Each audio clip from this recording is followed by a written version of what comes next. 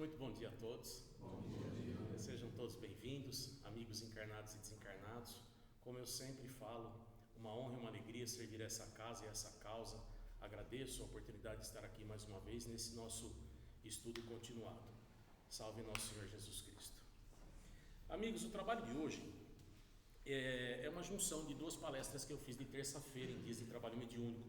Lá, uma no ano passado e uma no ano retrasado, porque uma serviu mais ou menos para preencher algumas lacunas da outra, né? Durante a semana a gente tem um tempo reduzido, então a gente faz uma preleçãozinha, e vamos versar a respeito assim da frase de Jesus: a cada um segundo suas obras. Então, o Espiritismo ele veio para revivecer a doutrina do Cristo, não de nenhuma religião específica. Veio para revivecer os ensinamentos do Cristo.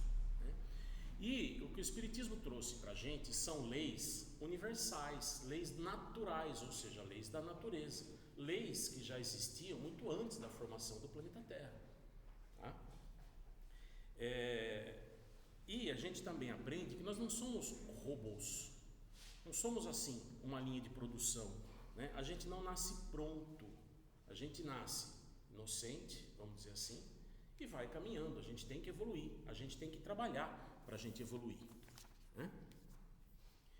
Então, o Espiritismo, ele é uma religião, uma doutrina, uma filosofia, uma ciência, mas que não tem dogmas. Dogma é uma coisa imposta, certo? O dogma é pronunciado pelo Papa ou por um concílio ecumênico e você engole. Ele é decretado. E no Espiritismo não tem isso. Uma outra situação, o Espiritismo não acredita as nossas mazelas ao demônio. É muito fácil, você joga a culpa no demônio, exorciza, acabou, segunda-feira está aí, estamos limpos. Não. O Espiritismo evidencia a nossa responsabilidade sobre os nossos atos, sobre as nossas palavras, sobre as nossas escolhas, né? A responsabilidade é nossa. Existe a influência? Tudo bem, também existe a influência para o bem, e nós somos responsáveis pela influência que a gente permitiu e que a gente seguiu, tá? A gente é dono da nossa palavra enquanto a gente a retém. Depois que a gente solta, a gente é escravo da nossa palavra, certo? Mesma coisa as nossas atitudes. Uma outra situação, hoje em dia, nossa fonte para tudo é a internet, tá certo? Por exemplo, vamos supor, sei lá, horóscopo, notícia de futebol, filme que está passando no cinema, resumo de novela. Alguém aqui compra jornal para ver isso? Ninguém. A nossa fonte hoje é a internet. A internet é um campo livre para todos, ela deu voz para todos, tá certo? Então você tem muito na internet hoje um espiritismo livre, mas livre assim, sem compromisso, sem ideal, sem finalidade, sem Jesus. Então isso é perigoso, tá? Você vê palestras ou entrevistas, tal, por exemplo, de programação neurolinguística, Theta Healing, barra de Axis, constelação familiar, prosperidade, e as pessoas falando de reencarnação, de lei de causa e efeito, de tudo mais, de uma maneira sem compromisso nenhum, sem orientação correta, não falando mal desses segmentos. Eu mesmo estou fazendo uma formação em constelação familiar, é uma filosofia de vida para uma vida melhor, é uma coisa que te traz paz, que é o que a gente busca. Então não é a situação em si, são pessoas que vivem essas áreas e que às vezes se pronunciam em outras sem conhecimento. Então você tem visto por aí algumas coisas de espiritismo, a pessoa falando em reencarnação, falando em causa e efeito, de uma maneira sem Jesus, sem compromisso. A pessoa fala, não, está tudo bem, não se preocupe. Não é bem assim do jeito que estão falando. Tem que ter muito cuidado com a fonte que a gente busca, tá certo? A internet não tem dono. Então cada um produz o conteúdo que quiser, né? E mais uma coisa, o Espiritismo ele combate, entre aspas, a única coisa que ele combate é o fanatismo e o materialismo, só, tá?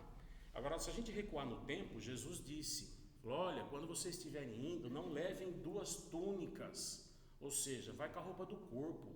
O que ele quer dizer? Vai de peito aberto, vai com a cara e a coragem. Eu não vou por você, mas se você for, eu vou atrás.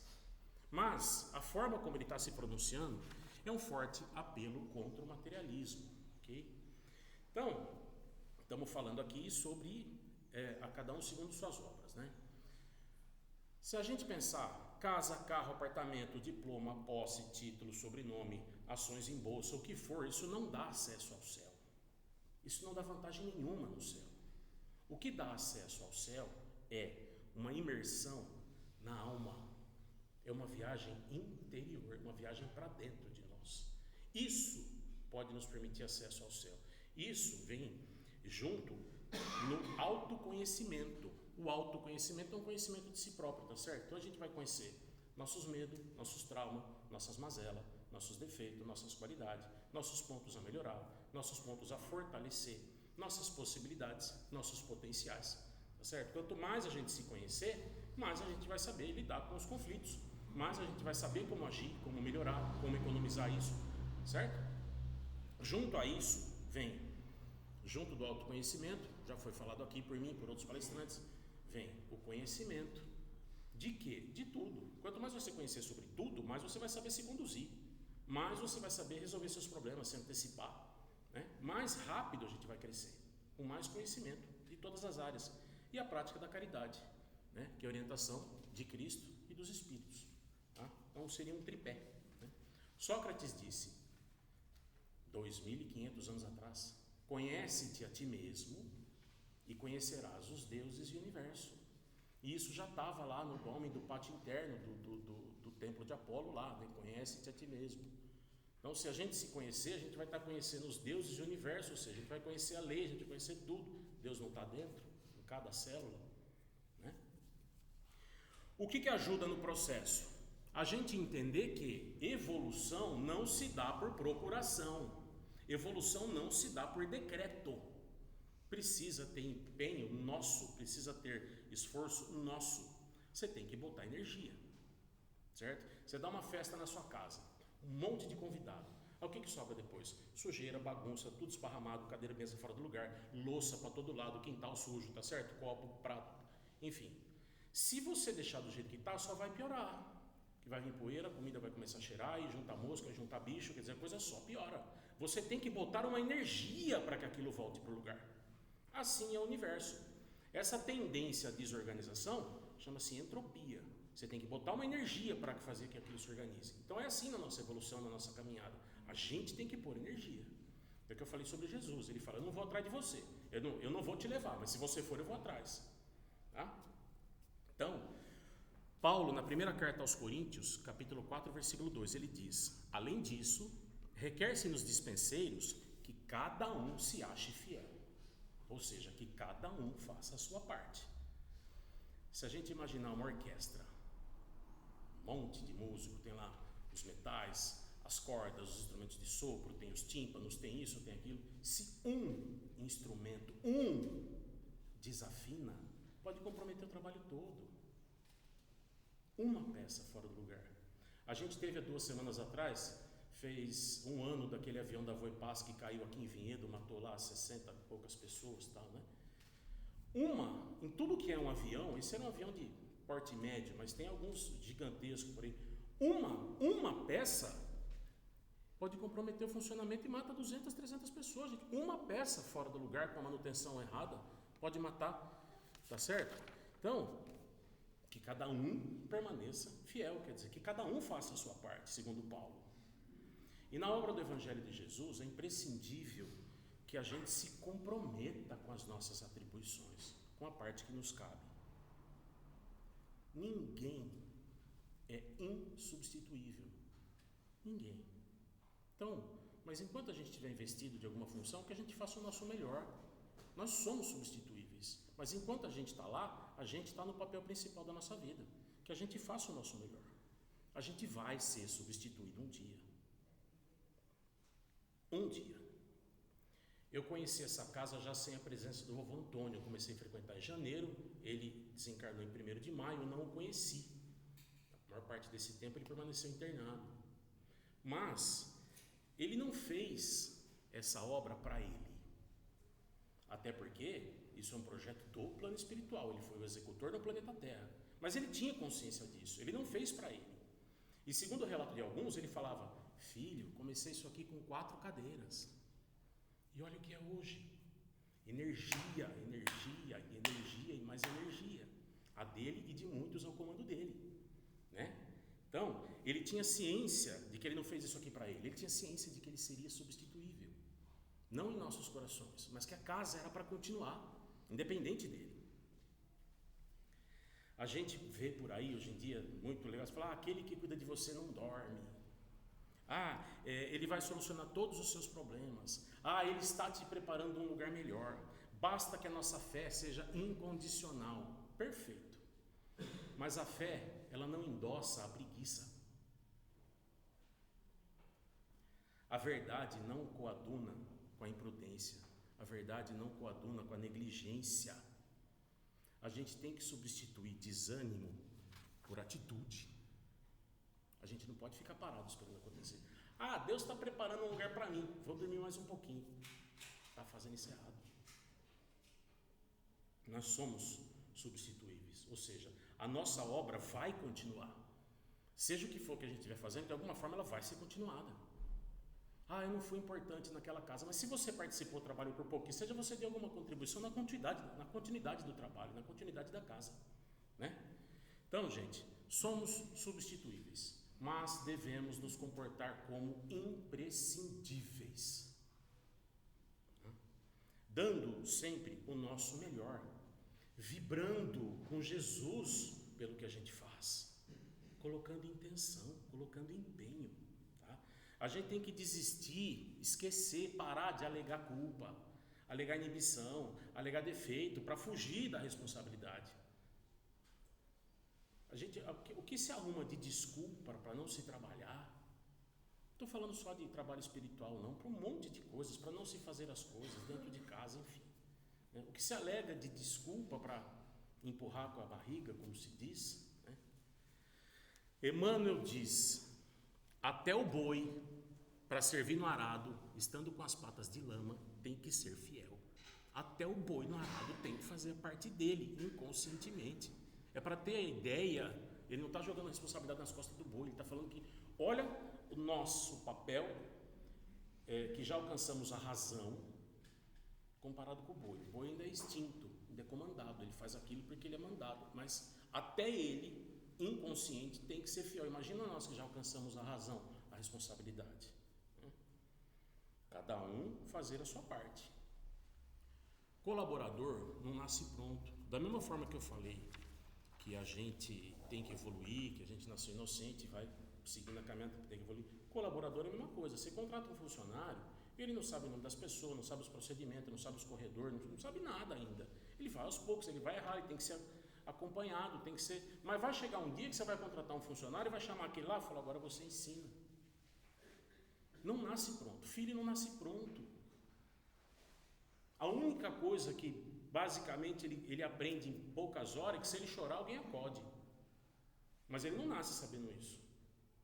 Tá? Um dia lá com um aninho e pouco, você vai tirar uma madeira, você não vai dar um copo de vidro. Você dá uma canequinha de plástico que tem alça. É uma das primeiras imagens, ou talvez a primeira imagem da minha infância, é aquele copinho que já vinha com o canudo acoplado assim, grudado. Ai, meu Deus, como eu era apaixonado naquele copinho, né? Copinho com canudo, mais pra frente aí um copinho sem canudo, e assim, um dia vai chegar num copo de vidro. Então, não nasce pronto, a gente vai ensinando, a gente tem que ter paciência, como a gente está aprendendo, a gente tem que ter paciência de quem está aprendendo, mas o pouco que você sabe, ou muito que você sabe, faça o seu melhor, se comporte como imprescindível, né? Cada um de nós é fundamental. Se a gente pensar em um mosaico, a beleza do mosaico está na singularidade de cada uma das peças. Essa frase não é minha, eu vi numa palestra da Casa do Consolador, eu tenho que dar o crédito, mas isso é fantástico. A beleza do mosaico está na singularidade de cada uma das suas peças, né? Então, nós somos criados por Deus, não por um algoritmo, não por uma máquina, não por uma linha de produção. Você não está lá numa esteira passando, sendo carimbado, embalado, não é isso. Somos criados por Deus, certo? Então, a gente tem que, em qualquer posição, darmos o melhor de nós. Com o conhecimento que a gente tem, limitado mais ou menos, com as ferramentas que a gente tem, com os instrumentos que a gente tem, com a capacidade que a gente tem. Tá? O que a gente tiver à nossa disposição, a gente deve usar da melhor forma possível. Um tem tempo, um tem conhecimento, um tem recurso, um tem criatividade, o que for. Tá? Cada um, o do que tiver, use da melhor maneira possível, né? Uns têm liderança, enfim. Paulo disse que cada um se ache fiel, né? E que a ninguém falte a vontade. Olha aqui, por exemplo, a gente tinha, quando tinha sede antiga, a gente tinha 3 dias de trabalho mediúnico lá, que era quarta tarde, quinta e sexta noite, e a terça noite aqui. Transferiu-se tudo para cá, a gente tem a terça noite aqui e a quarta tarde aqui só. Era ideal ter mais um dia? Sim, mas você precisa ter gente para livraria, gente para cantina, gente para abrir, gente para limpar, gente para... É difícil, gente. Você tem que ter empenho, você tem que ter comprometimento de um monte de pessoas, e você tem que ter suplência. Vai vir uma equipe na terça, uma equipe na quinta. Tem gente que pode vir nos dois, tem gente que não pode, mas a pessoa da livraria não vai poder vir na quinta, tem que ter uma pessoa, um suplente que possa vir, que tenha a chave, que saiba os procedimentos, que saiba os valores, enfim. É complicado, você precisa de muita gente. Gente substituível, mas que tem que se comportar como imprescindível. A Lourdes comentou do coral. A gente fez um evento lindo semana passada, que foi um encontro de corais espíritas aqui na casa, o primeiro encontro da casa. Foi difícil organizar tudo aquilo. E deu tudo certo, graças a Deus. Mas, independente disso, o coral, a gente faz 3 ou 4 apresentações na casa por ano. E a gente já se apresentou em outras casas espíritas, em asilos, né? A gente tem o projeto de amanhã, depois, para se apresentar em hospital, alguma coisa assim. E tem gente que pergunta, nossa, mas, poxa, que legal, que bonito, como é que vocês fazem? Poxa, vocês cantam sem pasta, como é que é? Gente, são mais de 40 ensaios por ano. É todo sábado à tarde que você podia estar fazendo N coisas e não está. É difícil, é empenho, é comprometimento. Chega no resultado. Mais de 40 ensaios por ano, é a parte que não aparece, né? Então, inclusive, agora começamos ontem a já ensaiar para o Natal, que apresentou sábado, amanhã, de novo, continua trabalhando, continua ensaiando, amanhã já começa Natal. Tá? Então, quem quiser vir cantar conosco, vir conhecer, todo sábado, 1h30 da tarde, aqui no salão, né? E entrando agora, já está agendada a apresentação de Natal. A gente recebe novos coralistas em qualquer momento, mas se a pessoa começar lá em novembro, por exemplo, não dá tempo dela se aprontar para o Natal. Ela fica para as próximas, mas ensaia com a gente, tá certo? Quem quiser, me procure alguém do coral, alguém da diretoria, eu deixo o nome na livraria que eu faço contato, mas é um trabalho edificante e é um trabalho de cura. Dá para inscrever até quando? Não tem limite. Não. Por um mês, por aí, até metade de setembro, ou lá na segunda metade, depois da festa da fraternidade. Considera que até o mês de setembro inteiro dá para acompanhar para as músicas de Natal, dá para se preparar para o Natal, né? Então, gente, mas outra situação, olhem nossos eventos. Agora a gente vai ter a festa da fraternidade 20 e 21 de setembro. Olha quanto apelo por mão de obra. Você precisa de um monte de coisa para fazer antes, durante e depois.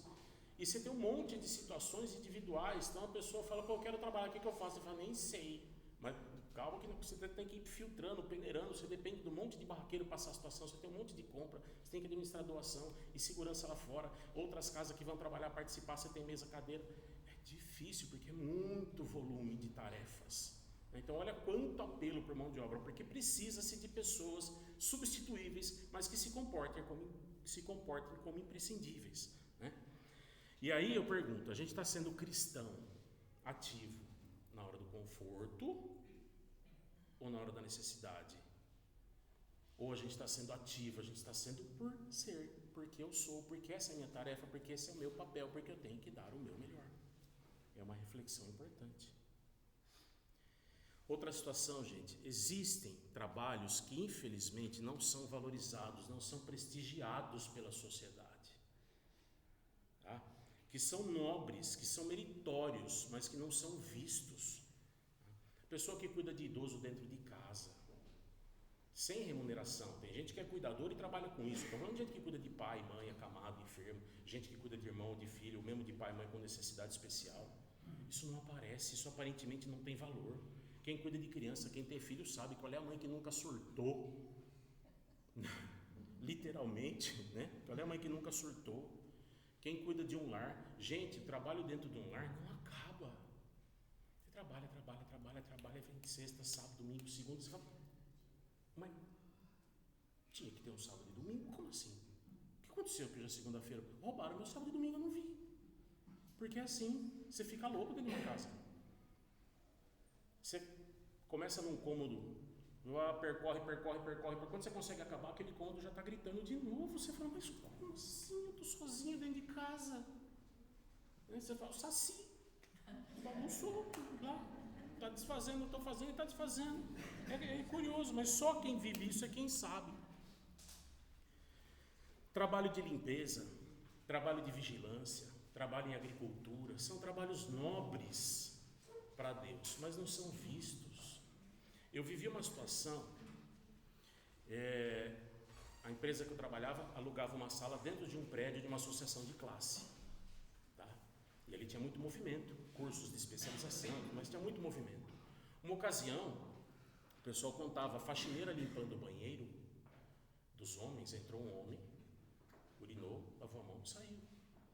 Gente, uma mulher limpando o banheiro. Cara, você fala, meu Deus, isso é desprezo total e absoluto. Agora, ainda assim, se você tentar pensar do lado da pessoa, que eu não sei quem é, graças a Deus, pode ser que na lógica individual dele, pode ser que a coisa normal do banheiro dos homens vai ter um homem limpando. Pode ser, tudo bem. Mas ele não olhou para a pessoa, ele não teve coragem de olhar. Tamanha insignificância que aquilo representava dentro dele. Certo? Então, infelizmente, tudo bem, tem gente que é arrogante por natureza. Mas existem trabalhos que, infelizmente, não são vistos, não são enxergados. Não quer dizer que não sejam nobres. É o comportamento da sociedade que está errado. Mas são trabalhos valorosos. E cada um, por escondido que esteja, faça o seu melhor. Mas são nessas situações que tem muita gente que desiste, muita gente que surta, por ser um trabalho que não aparece. Né? A pessoa se acha sem valor, a pessoa se acha invisível. É difícil isso. E muitas vezes essa dor está gritando lá dentro e a gente não percebe. Às vezes a pessoa do nosso lado está numa situação assim e a gente não percebe. Aí, um brigadeiro traz uma recompensa. Morango do amor. Agora, morango do amor. Morango do amor traz a recompensa. A pessoa se sente viva, se sente meritória, ela sente que ela tem, né? Ela tem dopamina, endorfina e serotonina e de glicemia, mas isso passa, fala, eu mereço, né? É uma recompensa vã, mas imediata. Eu brinco que é um antidepressivo de efeito imediato. E assim vem, na mesma esteira, vem a droga, vem o sexo, vem o álcool. É aquela coisa, eu mereço. A vida não me dá recompensa, mas o uísque dá. Na hora. É complicado isso. Porque vai aumentando a necessidade, porque vai aumentando a quantidade de receptores pelo corpo. Então você precisa de mais quantidade para atender todos os receptores. É difícil isso, é complexo. Então, a pessoa tem que se valorizar, a pessoa tem que acreditar nela, acreditar que ela está fazendo o melhor com o recurso que ela tem. Se mais ou menos, não cabe ao outro julgar, cabe a Deus julgar, cabe a ela se julgar. Né? Ela tem que ter ciência de que Deus confia nela. E se ela tiver um único talento, ela tem que dar conta daquele talento. Está lá na parábola dos talentos. Vamos na internet, que é a fonte aqui hoje, né? Hoje a fonte é a parábola dos talentos. E vê, o cara que tinha 10, você fala, nossa, o cara tinha 10 talentos. Tá, mas ele tinha compromisso com os 10, tinha que dar conta dos 10, tinha responsabilidade sobre os 10.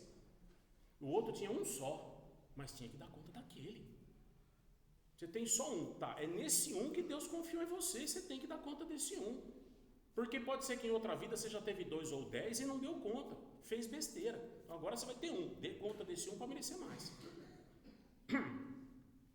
Emmanuel diz também, seja qual for a nossa posição a serviço do Mestre, é imperioso refletir que, se esperamos por Ele, é natural que Ele igualmente espera por nós. Então se você está ali é porque Ele te pôs, mostra para Ele que você merece, que você mereceu, que você fez jus àquilo. Então, gente, o Espiritismo, ele é maravilhoso. Mas se ele não nos transformar por dentro, ele não tem utilidade nenhuma. Ele é só um amontoado de conceitos lindos e frases de efeito. Não é à toa. Não é uma coisa aleatória, é uma coisa que veio para o planeta no momento certo. Revelar, ampliar, esclarecer leis que já existiam. Tá? Para gente que não usa isso tudo para se melhorar, a gente está jogando contra nós mesmos. É a mesma coisa um soldado executar uma ordem que ele nem sabe se vem do general ou vem do inimigo, ele nem pondera, ele só faz sem pensar.